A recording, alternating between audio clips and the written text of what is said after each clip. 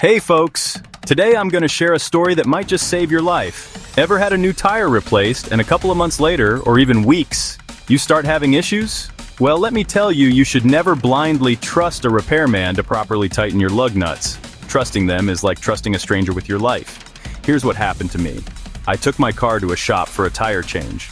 Everything seemed fine, but about an hour later, every time I came to a stop, my vehicle swerved left and right. I pulled over, checked everything, and didn't notice anything wrong. So, I kept driving. It wasn't until I got home and lifted my car with a jack that I saw one of the front tires tilted to the side. Loose lug nuts. Here's the kicker, it's tough to notice this problem while driving because the vehicle's weight and the force against the tire actually add pressure to the nuts, eventually loosening them more as the wheel turns. Now you know why some vehicles on the road lose their tires completely while driving. So what's the takeaway?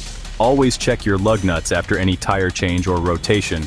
Your safety, and the safety of your family, depends on it. Don't forget to subscribe for more useful tips and repairs. Stay safe out there.